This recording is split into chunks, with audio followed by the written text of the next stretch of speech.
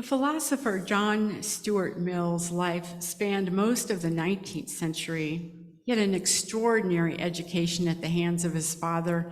He learned Greek at 3, Latin at 8. He studied algebra, geometry, and calculus. And by 12, he mastered history, philosophy, and logic by 15. At age 16, he went to work as an economist for the East India Company. After a lengthy study of Jeremy Bentham's philosophy of utilitarianism at age 20, Mill, by his own account, suffered a nervous breakdown. Wonder why. His head bursting with knowledge, he confessed deep feelings of emptiness.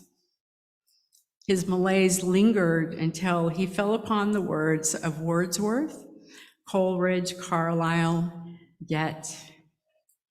Mill's world expanded with romantic literature, and from it he would become concerned with social reform and the culture of feelings.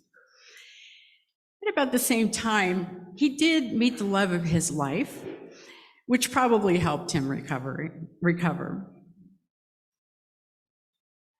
But Mill, having been steeped in the rationalism of the Enlightenment period, was enthralled by Romanticism, and he spent the rest of his days attempting to reconcile the two philosophies that seemed to oppose one another. What was missing in Mill's young life, of course, was beauty. One of the things, anyway. For him, it was the beauty of the written word which served as his salvation. He realized that the Enlightenment philosophy he had been reared on only contained one side of the truth. That's from his autobiography. A sense of beauty, exposure to beauty is essential, really, to our well-being. And through the ages, philosophers from Plato to Heidegger to John O'Donohue understood or understand beauty's role in the well-being of humans individually, collectively, and culturally. It's been said that beautiful things found throughout the world and in daily life are there to keep us awake and on our toes. Beauty can be a wake-up call to our perceptions so that we don't neglect what needs our care. And especially if that care calls us to not ignore injustice or to pay attention to justice. Beauty calls for a universal care, and this is reflected in Plato's philosophy, that a transcendent experience of beauty is the eros, the love in you falling in love with an object. But he said that we must be willing to be moved beyond just simply being enthralled with Aphrodite's beauty to caritas, or a sense of charity toward all humanity. Beauty assists us in our attention to each other and to our relationships and to the justice in those relationships. Now, contemporary theologian Matthew Fox says that because beauty is a habit of the universe, beauty is a habit of the universe, it's essential that humans be about the good work of showering one another with beauty and of bringing out the beauty in one another. Not to do this, he said, obstructs the universe's intention. He says, to me, injustice is always ugly. What is just is beautiful and brings And bringing back the beautiful is healing. It heals what's broken. All works of healing are works of making beauty, and all beauty heals. Now, when we endure hard times, our hearts in turn can become hardened. And when we experience loss or loneliness, the heartache of it can be unbearable. We feel broken in so many places we want to hide away our vulnerable hearts. And when fear grips us, our hearts freeze because our basest instincts are going to take us over when we live in fear. But as another theologian, John Donahue, says, there is in each of us an unprotected place that beauty can always reach out and touch. There is in each of us an unprotected place that beauty can always reach out and touch.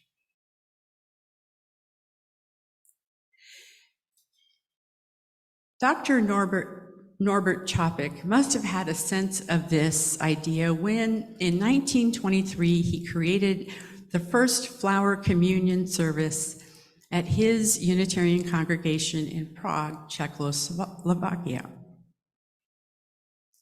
His people were weary and grieving in the aftermath of World War I. They were hungering for spiritual fulfillment in a way that allowed them to safely open their hearts and say yes to life again. The flower communion, a celebration of spring in that time and place of bringing a flower and leaving with a different flower brought by another, a flower communion. We can imagine that the way in which the beautiful gifts of nature represented by beautiful spring flowers would reach out and touch the unguarded places in the Czech people's hearts.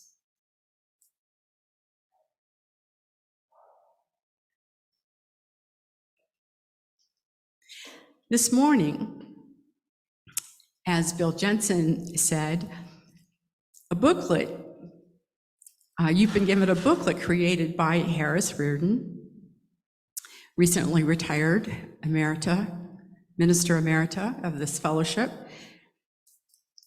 And if you do not know the story of Norbert Chopik, I encourage you to read it, take it with you. It's yours to have. And I don't see a whole lot of you coloring, but I know that there are, some of us have limitations oh my goodness, wait a minute, hold up.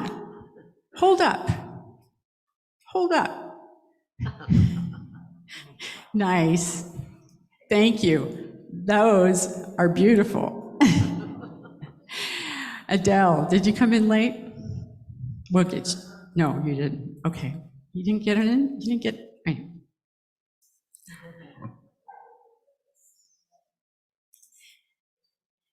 Thank you. Ruth, our administrator, as I was rushing in here this morning at the right at the 10:30 mark with the bell clanging, said, "Do you want some crayons?" I said, "I wish." But I tell you what, I'll do mine afterwards, okay? So the program talks about Norbert Chopik's life. As a Baptist minister, he emigrated to the United States from Eastern Europe in about 1917. He was hoping to find a less doctrinaire form of Christianity, but he left his vocation altogether after finding that he could no longer conform to Christian dogma. Meanwhile, his wife and children attended a Unitarian church in New Jersey. And when his children came home to tell him what they were learning in Sunday school, he was amazed. And he became a Unitarian too. Thank the wife, right? Behind every great man. No. In 1923, the Čapek family returned to Czechoslovakia. And in Prague, Norbert founded a Unitarian church that by 1940 had grown over 10,000 members.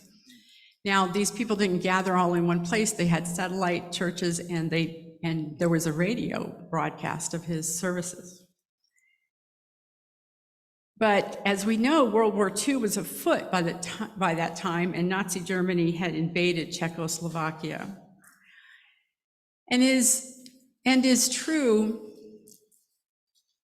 geopolitical power has some understanding of the power of beauty and spirituality and a sense of self and connectedness to things other than what is material or political, economic things. And so they tend to be jealous of it, or they don't tolerate the teaching, as Norbert Čapek did, of Unitarianism, of freedom and tolerance, of being connected to something that is greater, even though it wasn't a particular God or dogma. So the American Unitarian Association knew that Čapek might be at risk, and they offered to bring him back, but Čapek declined, stating that he needed to stay with his people and speak the truth of the Nazi agenda to his congregation. He listened to the BBC radio, and for that he was arrested. He was sent to Dachau and later died there. Was it the embrace of beauty that gave Čapek his courage? Was it the assurance of a universe bent towards justice and wholeness, perennially expressed in the beauty of springtime flowers? Was it that habit of the universe to create beauty, to foster beauty, to have a world in which beauty arises? Was that what gave Čapek the nerve to face such a powerful and hateful foe? Was it that Čapek understood the transient beauty in flowers? Flowers fade and die away so quickly, yet the underlying truth and goodness captured in the sweet face of a single daisy speaks volumes of the beauty that will be continually renewed on this earth and in our lives, and will outlive any ideology, any enterprise, any human enterprise. The central truth, central truth of any form of beauty, be it nature or music or written word, the deeper truth is that there will always be some form of beauty to be found that will find its way to our hearts. Told you before about Father Daniel Berrigan, arrested in the line of his justice work and incarcerated, and he's overcome by the bleakness of his situation until he spies in the prison yard a single yellow tulip, improbably emerged in the spareness of the place, a symbol of hope and courage.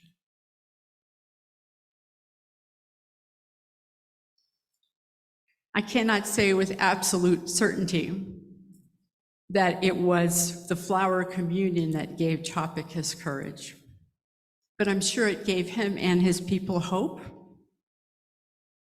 So in our own lives, let us be attuned to beauty, to the beauty that surrounds us, not so much that which is commodified, but that of the natural world, that emerged through creative works.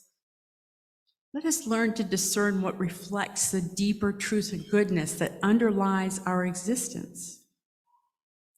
If a sight or a sound or something you experience makes your heart soar or brings you tears and you don't really know why, mark the time.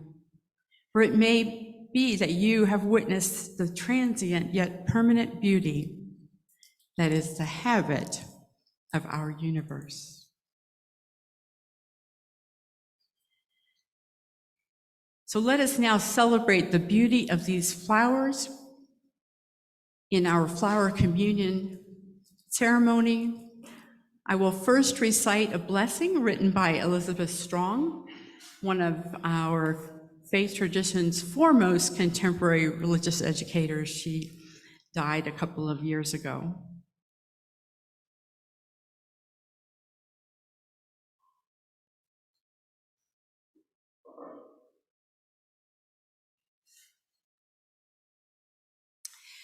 Elizabeth calls us to enter into the communion of flowers with joyful hearts. Enter with reverent thoughts. It has taken long months beneath cold ground for these flowers to prepare their blooming. Well, maybe so, but then they're also cultivated. It has taken each of these long times of growth through sorrow and joy to prepare for our living now. The blooming season is short. The flowers stay only a brief time. We are travelers upon the earth, travelers through all to brief lifetimes. Therefore, let our moments be bountiful. Let us rejoice in unique colors, aromas, and sounds.